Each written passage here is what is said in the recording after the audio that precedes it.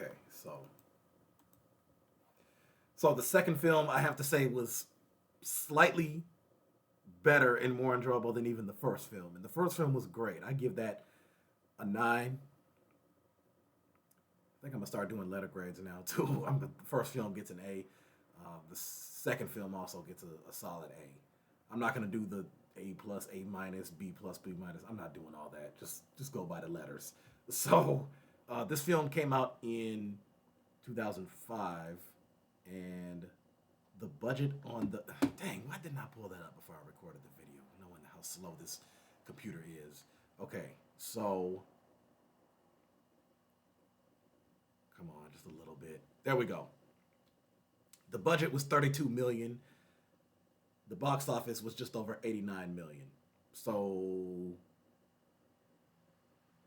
more than doubled the budget, almost tripled the budget. So here's how Commons Media breaks it down. Now, they gave the first film an 80%. They gave this one only a 40%. Sounds like Metacritic if you ask me. Now, 5 kids. I'm sorry, 5 adults, 10 kids. They commented. Now they each gave it 80%, so good for them. In this sequel, professional driver Frank Martin is in Miami and is hired to drive adorable Jack, whose parents work for the U.S. Narcotics Agency. Frank takes action when Jack is kidnapped by villains who mean to infect him with a virus. It says infect Wim with a virus. I think that was a typo. I'm starting to think that something I read in the other one was a typo as well. Who mean to infect him with a virus that he'll then transmit by breathing on his dad.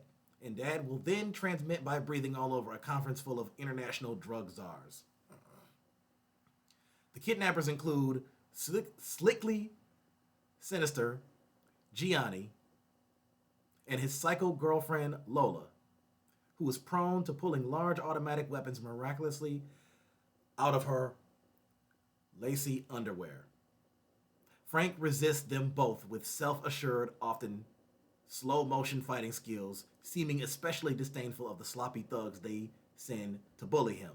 Now, is it any good? Wild and nonsensical, Transporter 2 delivers a specific sort of pleasure, mostly by way of observing pain inflicted deftly. Oh, yeah, that reminds me. That was one of the major reasons I bumped the film up to a 9.5, because when he was fighting the one guy, they were fighting on this big structure that was kind of almost in the shape of a boat. And just seeing how that guy just kept trying to get Statham, it's like it wasn't working. He trapped him, he threw him through a wall, put him halfway, and it tipped over, and he was basically screaming like a little girl. I thought that was hilarious. And again, another good showcasing of Statham's acting. And like I said, when I see Jason Statham in a movie, I'm like, I'm probably going to watch this because this looks like it might be good. He's just definitely one of those actors that, is that just like Will Smith, Liam Neeson. Most of their stuff, if not all of their stuff, is going to be good, and Jason Statham is in that category. So, like its clever and cheeky precursor, the sequel boasts elegant choreography by Corey Yuen and a crisp performance by Statham, even though his character remains defiantly undeveloped. Okay, I can understand that argument.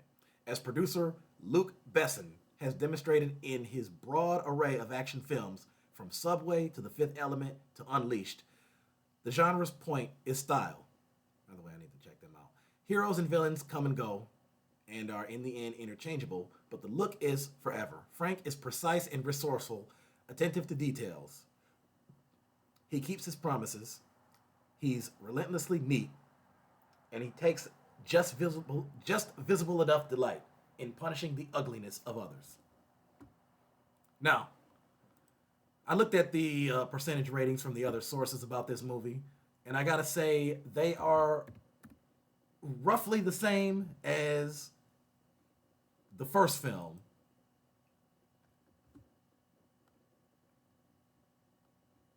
Go to number 2. Again, this slow computer. I need to have this thing fixed. Sorry about this, people. If I had known all this was going to be going on, I would have warned her that this video was going to be a bit sloppier. So, And just like the first film, yeah, they had to double check it, triple check it. This film was just on Hulu. They took it off, but it's still available to digitally rent slash buy on YouTube, Amazon, Apple TV, whatever. So Rotten Tomatoes gave this film a 52%. Internet Movie Database gave it 63. Google users, the same as the first film, 77. And Letterboxd gave it 2.8 out of 5, which is 28 out of 50, which is 56 out of 100. So 56%.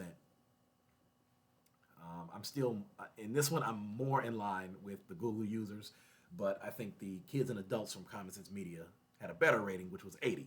I give this film a 9.5 out of 10. So this film, along with the first film, I would definitely watch it again. I'm pretty sure I'm going to digitally purchase this movie on YouTube eventually.